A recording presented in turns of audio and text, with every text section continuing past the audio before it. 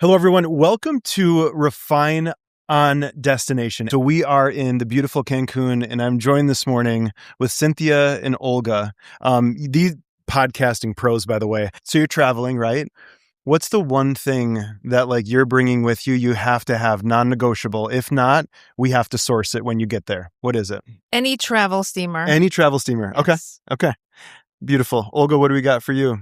I'd have to say dental floss. Dental floss. Yes. Okay, so are you like the one that is already? I don't care what it is. Oh, I have to have dental floss and a mirror. okay. Period. Okay. Interesting. I have a thing with teeth and mouth and I'm immediately self-conscious. yes.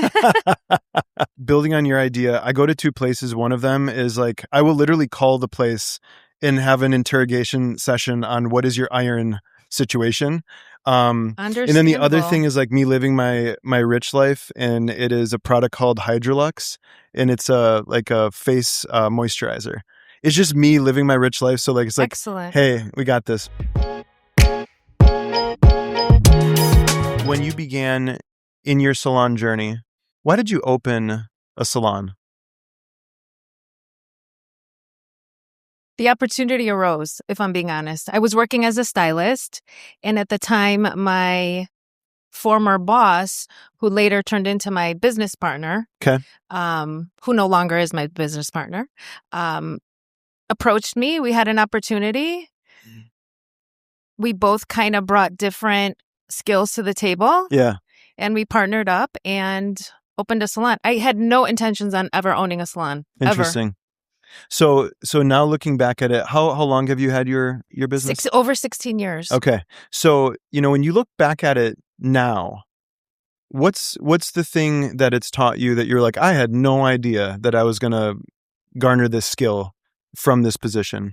Just kind of take opportunities as they arise and excuse me, I didn't overthink it. Okay. It just kind of felt right. Even though in my personal life at the time, there was a lot of chaos. I had 3 small kids. I was newly pregnant with my youngest. It just seemed like bad timing. So 3 little ones and then your 4th one on the way, and you're like, no, my let's 3rd roll. one on the way. Oh, yeah. got it. Okay. And it just happened. And I just kind of let it happen.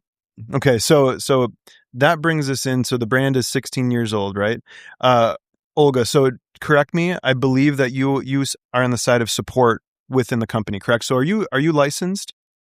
I am not. You're not No. licensed. Okay. So how long have you been in your position? Since 2001. Wow. How How long have y'all worked together? A very long time. Yeah. Olga used to be my manager. Wow. I controlled this one. Oh, control. I controlled Yeah, her. you give off that energy. Yeah. Yeah. And so I managed the salon that we were at Okay. originally. Yep. And then that owner expanded to a second location. Cynthia now was a partner. Yeah. And I was managing 2 locations. And when the divorce happened. We're jumping in deep this morning. I like it. Divorce of the salons. Oh, perfect. Clarify. I chose to go with Cynthia, and it was the best decision I ever made in my life. Okay, I'm going to dive into that. The first question I want to go to though with you is, so in your role of support, in heading into 2026. Yeah. From a systems standpoint, what is the most valuable piece of tech that y'all are using or that you've built for your job to do well? What's the thing you're like, hey, I have to have this? Oh, gosh. I would have to say probably stronger connection communication, I think. So like a comms platform? Yeah. Okay. What do y'all use? GroupMe? Yeah. Okay. GroupMe. Okay. I'm still struggling with that. I'm still struggling to figure out what gets their attention. Sure. But I just feel engagement to find a way to keep them connected is really key. Right. Awesome. So in how long have y'all been using GroupMe for? Years. Okay. Yeah. Okay. Years. Yeah. I just don't know that that's the right. Yeah. I mean, literally, like, we need something that, like, I would never want to encroach on someone's, life outside of the salon. But I always think of it, I'm like, that one alarm sound that it's like, oh my God. Annoying. Yes. Right? Like, it's almost like I need something to be that, like, hey, did you get the notification? Yeah, Right. right. Yes. Okay. Yes. So y'all work together for a quick minute. Y'all have grown as humans, as leaders. I would imagine that you've both had different versions of yourself. So what would you say is the thing that keeps your working relationship really strong? And I want to ask this to each of you. Like, what's the thing for you that you're like, hey, we do this, and in my story is that really makes our relationship strong? I think it's a respect. I have a high level of respect for Olga and the work she does because it's work that she's better at than I am. So I think recognizing her strengths and my areas of opportunity and vice versa, we have a very, symbiotic synergy that it's kind of like she picks up where I can't and I pick up where she can't. So it's kind of like just an unspoken understanding, I think. 100%. Yeah. What I'm hearing you say there is there's both, sounds like really like clear fly zones, if you will, and then also a lot of grace. Yes. Yeah. What would you say? I know my strengths and I know my weaknesses. Sure. And so what's really great is the fact that Cynthia allows me to do what she knows that I can do. But I do know that whatever it is, I know that I can always reach out and say, hey, I don't know what to do here. Yeah. And she just covers everything and it's great, but yet allows me to do what she knows I can do. Yeah. Sounds like a lot of, and trusts me. Yeah. Right, which is, it's hard that you don't find that anymore. Yeah. It's an interesting. And she points out a lot of my weaknesses. Okay. Honestly, which is absolutely great because who does that anymore? Yeah. And how do you get better? Right. It's so interesting, I think, in the industry. One of the things that I look at often, right? So I believe that we're better together. I just can't be convinced outside of that. However, when you have individuals, exit your company to go out on their own, I've thought about this a lot, and it's at some point of it that I've mismanaged the relationship, and I'm either leading you too much and managing you, or I'm not leading you enough, right? In that laissez-faire type of move, right, just encourages you to go to your own thing, right? But what I hear you saying is that you're given a lot of autonomy, right? That's what I'm hearing you say, is that, like, hey, like, I'm really going to trust you, and even if you make a mistake, we're still going to learn. I think so. Yeah. I mean, obviously that came after years of working together at the end of the day. Yeah. So, but yeah, there's that. If you think about the relationship that y'all have been able to build, right? And if now you're able to, like, look back and give your maybe 15 years ago self some advice and wisdom, what would that be? As far as our relationship? Yeah. Wow, that's a great question, Chris. I've been up for a long time. A relationship is really untouchable, so I don't know what more to say to that. Okay. It's pretty honest. Yeah? Yeah, it's pretty honest. It's pretty raw at times. And excuse me, Olga's one of the few people that we can just kind of disagree about something pretty passionately, and then it's fine. Still be okay. Because we just kind of have to work through it. Yeah. And respect more than anything. Yeah. Definitely high level of respect on both ends. And I think, what an interesting thing to put into the culture then. So Definitely. Like, even at that point, right? Again, like, I look to people that leave brands like, oh, did you get personally offended about something that was factual versus Story feelings? of my life. Yeah. Yeah? Story of my life. Olga personally offended me. She's out to get me. Sure. That whole thing. per your That's not my job. But we're just Right. doing our job. Yeah. separating job is, I think, something that's really, really crucial, right? Yes. 100%. I always think like there's a two-step logic system that I try and look at things through.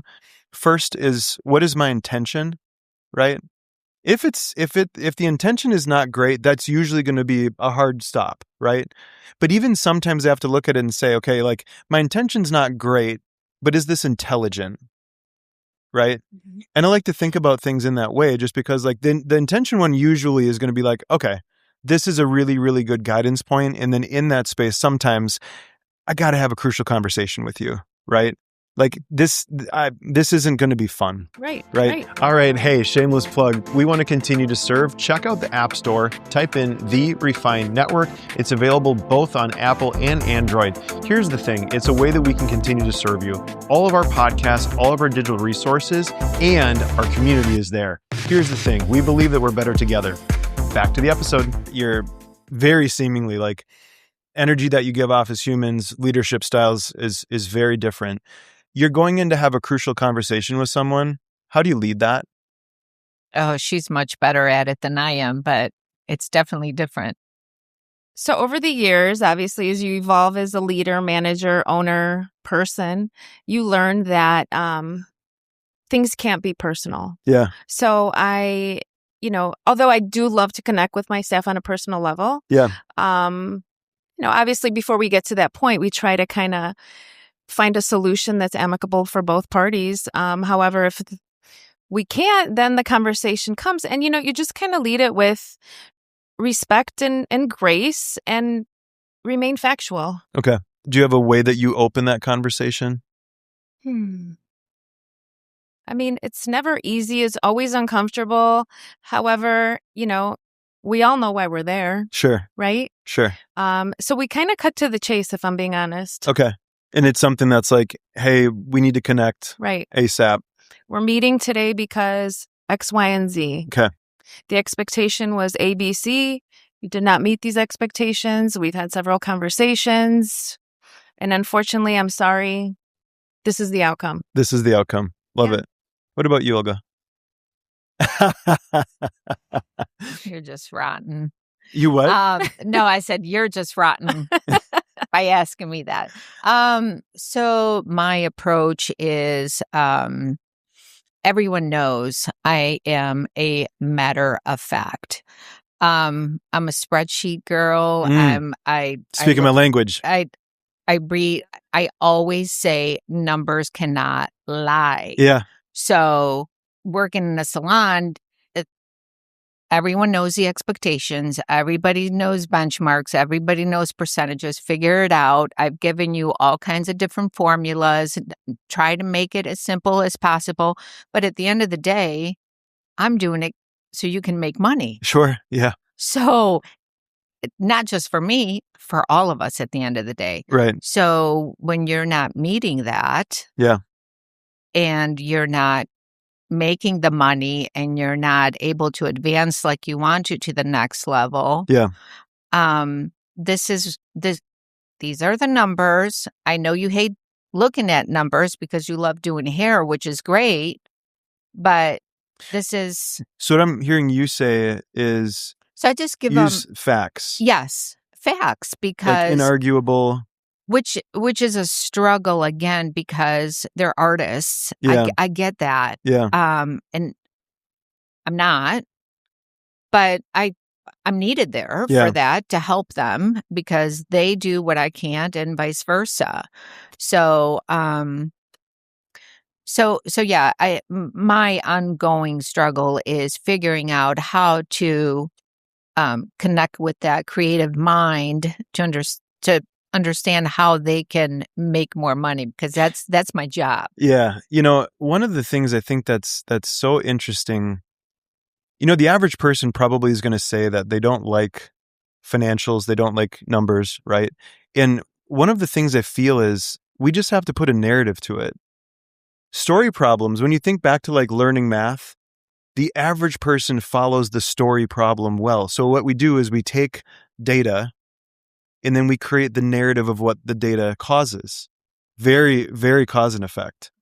Okay. And then we connect that back to, what is your why? In our one-on-ones, we try to tie all that in. Yeah. Yeah. Yeah. It's Because we've found that the young hairdresser, and we do have a lot of young team members, speaks to them. Okay.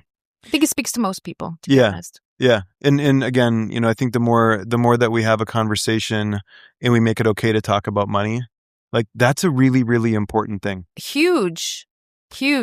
We spend a lot of time talking about their financial goals because I feel like that is definitely a missing link in this industry, especially for the young staff. Yeah.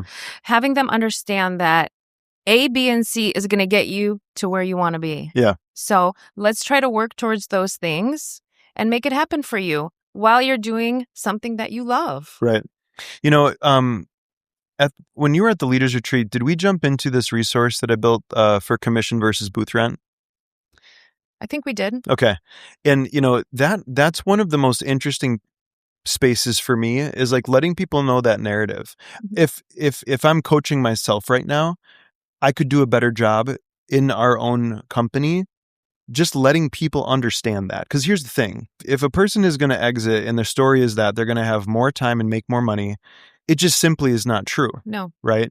And I think that the data point is just to understand that, like, hey, when you work on a team, like having access to a human like Olga in your company, it's inarguable the value add. In our company, we have a Roxy, right?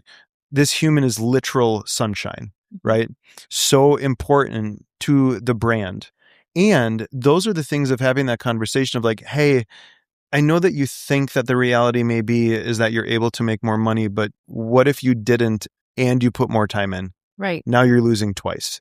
And I think by having like those narrative conversations, like, hey, like choose your adventure. Sure. If you want to try and do the thing, I wish you all of the luck in the world. I can tell you this, it's thankless for the most part. It's selfless, and you really have to love serving people Right. unconditionally, right? And I think that's an interesting then thing they today. might as well be volunteering. Yeah. Well, At that point. right? Just volunteer your Yeah. time. Yeah. My main thing within every one of these that we do is if someone takes one thing away from what we said, we've won. And I think I just want to say thank you both. I know yesterday when I put this at y'all, it's always like it's either like a deer in headlights look, right? One of those, and then saying yes. So thank you for saying yes. Thank you for asking Yeah, us. Yes, and thank you for asking us. showing up. Hey, so if anything that we've talked about within the podcast today, if this has you in a space of curiosity, we are here to support you. So DM us. We love what we do, and I think it's a rare thing today. We believe in story brands, so guides and heroes. Thank you for being heroes within what you do. Thank you for having us, Christopher, Thank and Refine you. Network. Yeah, have a beautiful day.